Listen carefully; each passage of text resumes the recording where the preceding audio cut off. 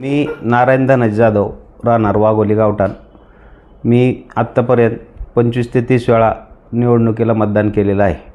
मला बेलोनचा फोन आला की तुमची नावं 38 नावं मतदार यादीतून कमी करायची आहेत, तुम्ही असा काही अर्ज केला होता का?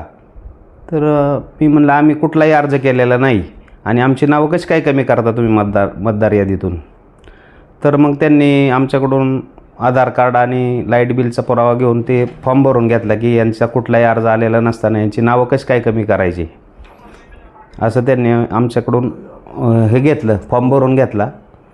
आणि माझा कुठलाही अर्ज नसताना माझं मतदार यादीतून नाव कमी करायचं काही कारणच नाही. आणि कसं काय कमी, कोणत्या ह्याने तुम्ही कमी करताय? तुम्ही अर्ज केला नाही म्हणजे हा तुम्हाला बोगस प्रकार वाटतोय का सगळा? ज्यांनी काय अर्ज केले, ज्यांचे नावे अर्ज केले गेले? हा, माझं एकट्याचं नाही, 38 लोकांची नावं त्यांनी मतदार यादीतून कमी करायची म्हणजे काय हे का? त्या 38 लोकांनी सुद्धा कुठलाही अर्ज केलेला नाही. म्हणजे सगळा बोगस प्रकार, सगळा बोगस प्रकार आहे हा, की यांची नावं इथून कमी करायची 314 मधून. त्यासाठी मग ज्यांचे नावं कमी करण्याचा अर्ज आहे ती मंडळी कुठली आहे? गावातली आहे प्रॉपर काय? ती 3 पिढ्या वाघोली गावठाणामध्ये राहणारी मंडळी सगळी 38 जी लोक आहेत दुसरी, ती 3 पिढ्या त्यांच्या गावठाणातच गेल्यात आणि आत्तापर्यंतच्या निवडणुकीला त्यांनी मतदान केलेलं आहे. मग हे 38 नावं कमी कोणत्या बेसवर करणार तुम्ही? आम्हाला आज आमचा कुठलाही अर्ज नाही आत्तापर्यंत की आम्ही अर्ज केला आहे आणि तुम्ही आमची नावं कमी करताय.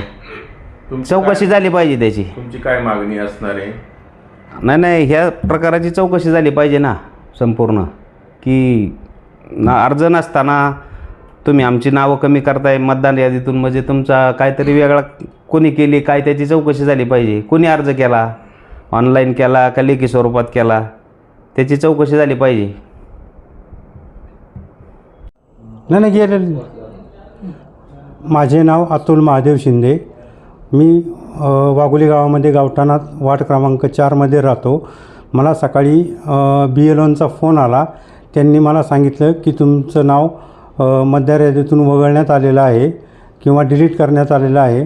तर त्याबाबत त्यांनी मला विचारणा केली असता मी त्यांना सांगितलं की मी काही अर्ज वगैरे केलेला नाही, तर माझं नाव आहे त्या ठिकाणी आहे तसंच राहावं.